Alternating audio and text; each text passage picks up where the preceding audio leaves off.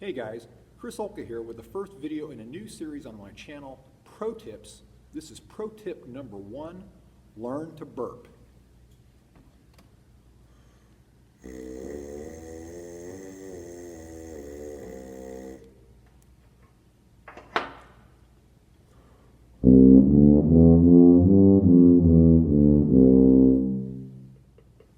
Okay, before going any further, I should issue a bit of a trigger warning.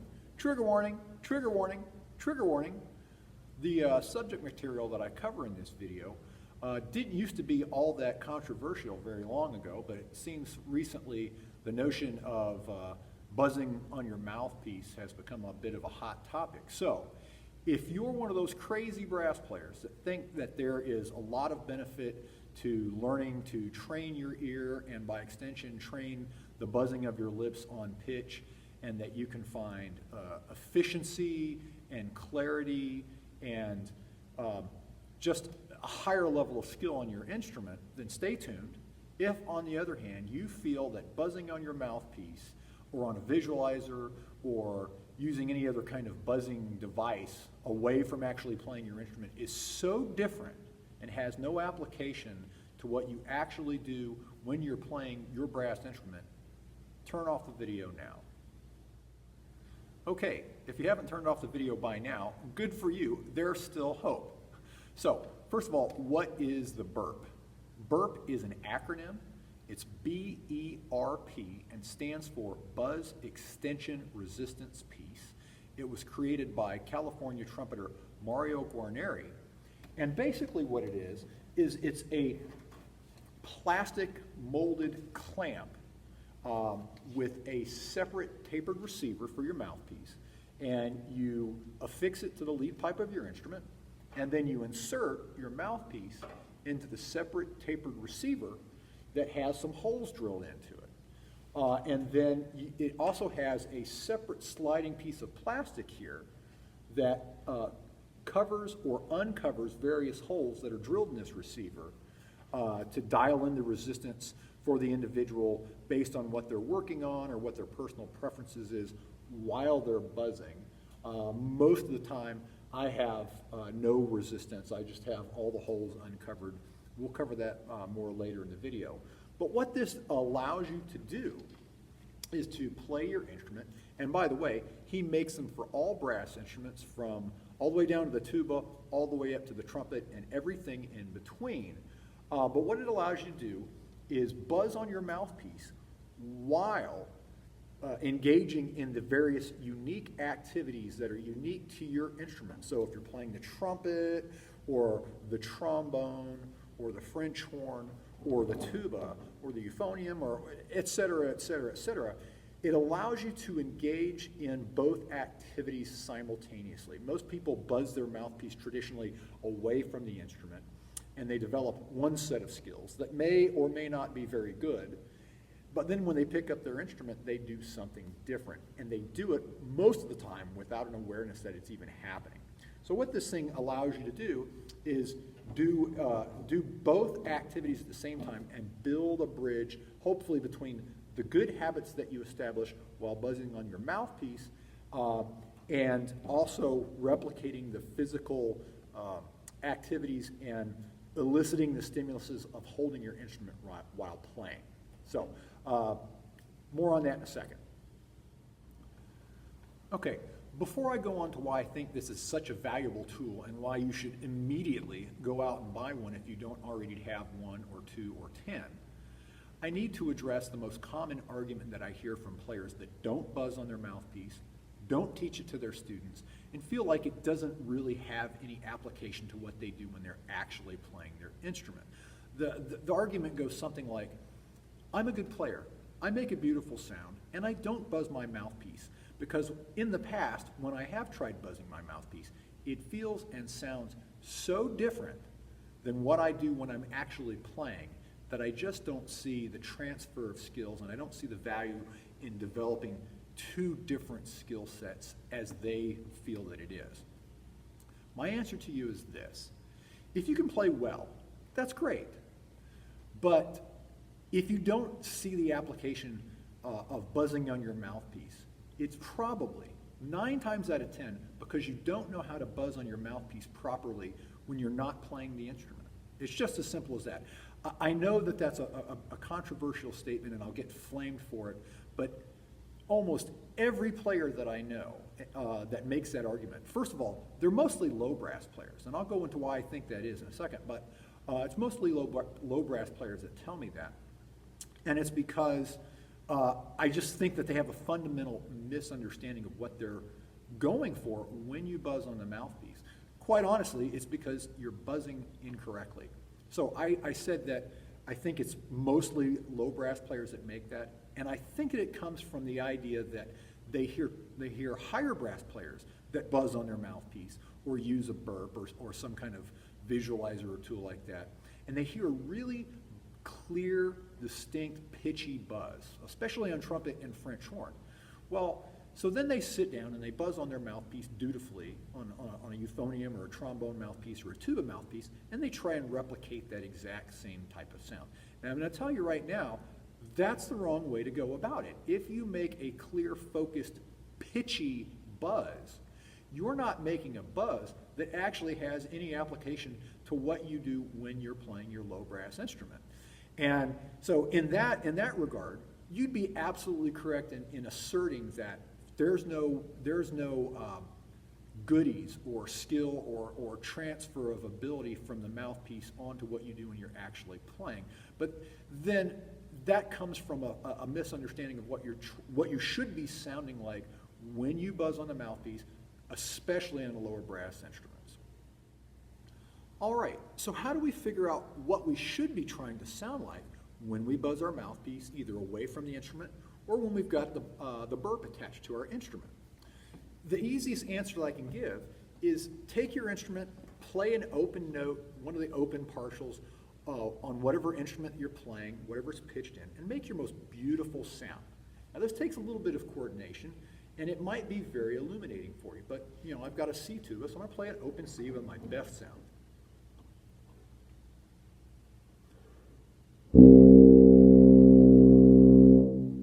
Now, while you're holding that sound, while you're making that sound, back your mouthpiece out, so make sure it's not stuck in the receiver, and pull the mouthpiece out while keeping the buzz going, and see what that sounds like.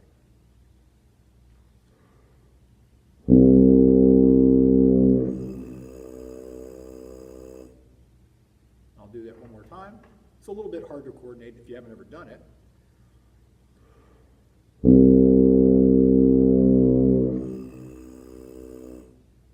All right, so you get the idea. That sound that I'm making when I'm buzzing, when I pull the mouthpiece out after having played with my best tone, it's far from a clear sound. It's resonant. I don't know if the iPad microphones pick it up. It's a big sound, but it's not very clear. There's a lot of air. There's an abundance of air noise because I'm moving a lot of air to make that sound when I'm playing the instrument and when I buzz. Now, I'll tell you, the first time that I have people do it that don't practice buzzing their mouthpiece or say that they can buzz their mouthpiece and that they do practice the mouthpiece, when I have them do just that simple activity, the vast majority of people, as soon as they come out of the receiver, the buzz stops, lights out. And that's when they realize they've been relying on the crutch of all that resistance that their instrument provides. And they've probably somewhere in their embouchure, most usually the corners of their embouchure, are weak and undeveloped, and they can't sustain the buzz when they don't have the crutch of the instrument to lean on, so to speak. So if you want to know what you should be sounding like, challenge yourself to at least do this before you write off buzzing on your mouthpiece forever. Like I said, seat that mouthpiece in there, make your most beautiful note on an open partial, and challenge yourself to just do this much buzzing. Keep the sound going when you pull it out, and listen to what that sounds like. I'll guarantee, if you can do that one thing, you'll start understanding what the disconnect has been for all these years and why people make the argument that it's so different. It shouldn't be different, but unfortunately, we've heard all these other higher pitched instruments that make a very clear buzz, and that's the nature of the kind of signal they need to send into their instruments to be amplified. That's the right kind of buzz for a trumpet. That's the right kind of buzz for a euphonium, or for a French horn. It's not the right kind of buzz necessarily for the trombone or the euphonium or the tuba, and it's because everything exists on a continuous spectrum from top to bottom, and the higher up you move up the brass family of instruments, the more clear and smaller, faster airstream that you're using. But when you go down into the lower brass instruments, it needs to be bigger, less focused, and have a bigger, slower, more plentiful airstream behind that buzz. So let me demonstrate for you what that looks like and what that sounds like from a real world application. So first of all, I'll play again the open note and back my mouthpiece out.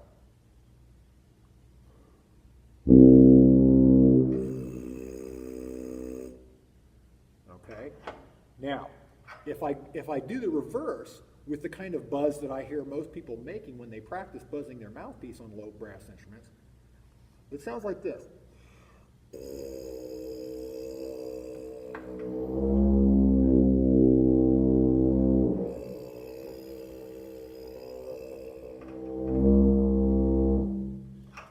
It sounds like a constipated didgeridoo. And you can tell, the sound's not very pleasant. It's certainly not resonant. And if I were trying to make you convinced of the merits of buzzing on your mouthpiece, you'd laugh in my face, and you'd be right to do it. So I told you I'd demonstrate why that is. So there's a C. That buzz, that buzzy buzz, that very pitchy, focused, lots of pitch in the sound buzz, guess what that means as far as an airstream, an airflow?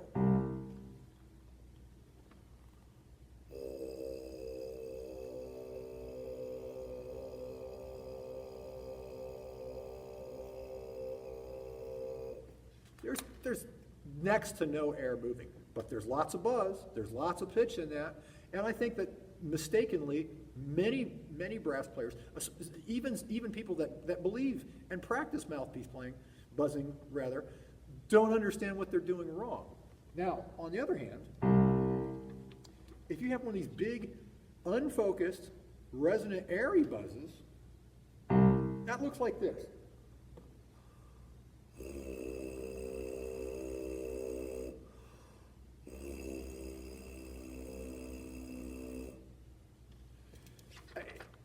That's about as black and white, cut and dried as I can possibly demonstrate. So if, for all the naysayers that say, I don't practice my mouthpiece, I don't buzz my mouthpiece, I don't teach it to my students, and I don't think that it has any application, it's just so different, maybe visit what I've just demonstrated and see what that means for you. So, on to why I think that you should get one of these and practice with it. Okay. So the short version of why I feel like you should buzz is because if you do it correctly with the appropriate type of buzz and airflow behind that buzz, it basically creates a reinforced connection between the ears, the pitch that you hear in your head, and what's coming out of your instrument via your buzzing lips. The same process that occurs when you sing a note that you hear because you can hear it and reconcile the pitch that you hear as opposed to what your vocal cords are doing. It's the same, it is literally almost exactly the same skill and set of neural pathways that are being reinforced or firing when you buzz your lips on pitch. So, okay, enough said about why you should buzz your lips, other than the key benefits are it helps your ear training, it helps you with accuracy, it helps with resonance, and most important, it helps with efficiency.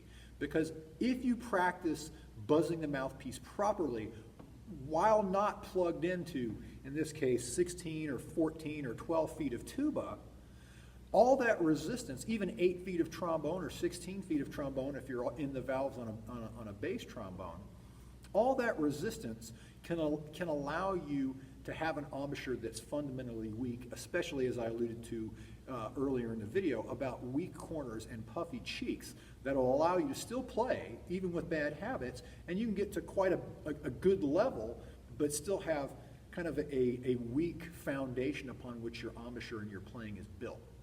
So why do I feel that the B.E.R.P is unique of all the accessories that are out there? Well, I'll tell you, for tuba players especially, it's avoiding the development of two parallel but separate skill sets. A lot of people become virtuosos on their mouthpiece, buzzing, with good habits. But when they pick up their instrument, the physical stimulation that they get, the stimulus provided by having, especially with tuba players, picking up a 20 or 30 pound instrument, putting it in your lap, manipulating the slides and valves at the same time, that Pavlovian trigger, if you will, takes you to a different set of skills that you've been developing since the first day you started playing.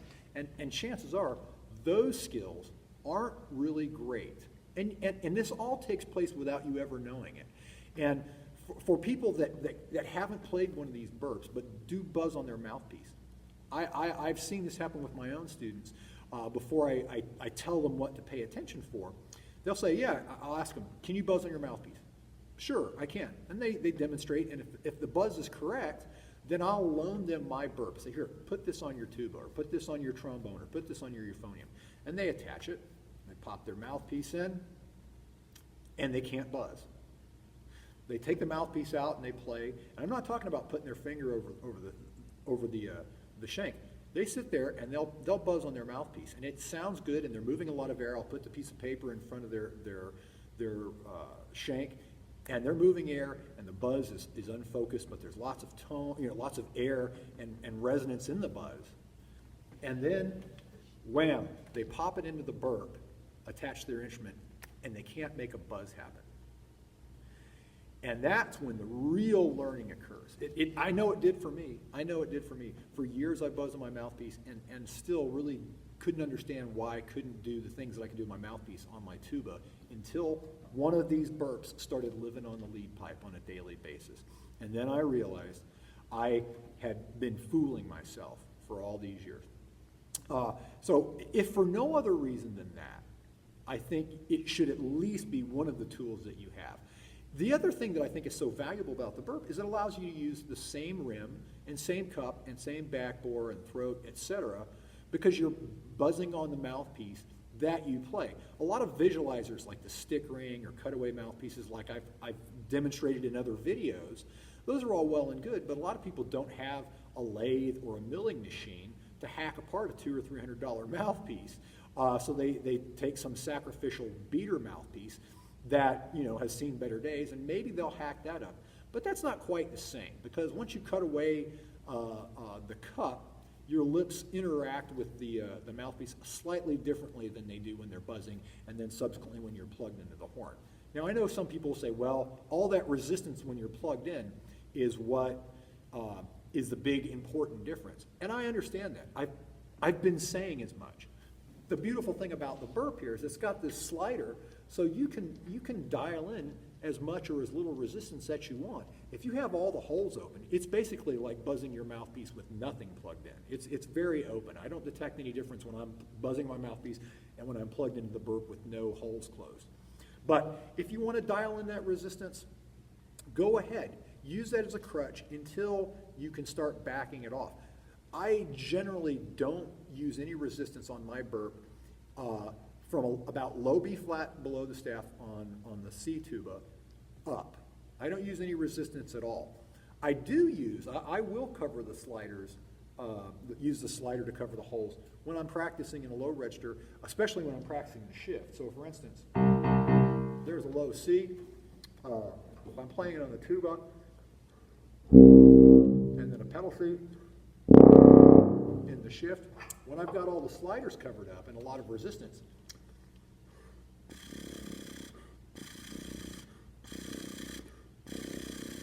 I don't know if you can hear the pitch. It's really muffled back here even, but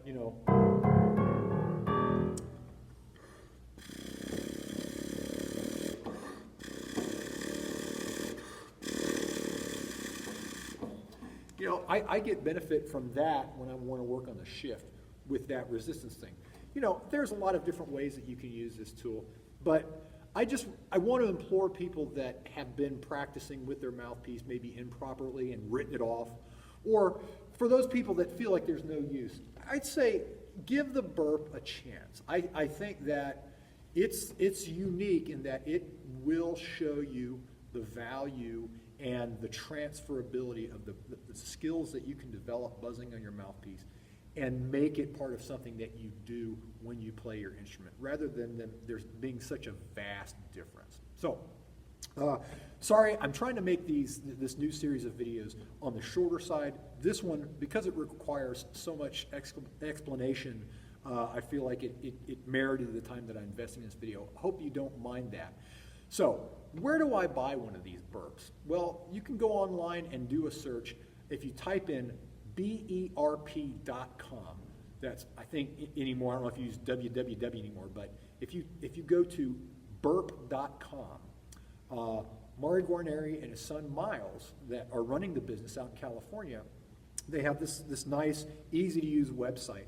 And for viewers of this channel, he's agreed to give me a special discount code for you guys to use. So if you buy a burp, and when you go to checkout, there will be a coupon code box. And in that coupon code box, type in the word 20, all lowercase letters. That's TWENTY. And apply that to your purchase, and it'll take 20% off of your purchase when you buy one of the burps.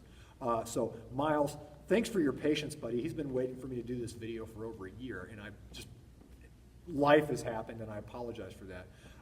I hope you guys have found this useful, and I hope that you look forward to many more shorter pro tips to come. Thanks for all your support with my channel, and I'll talk to you next time. Thanks.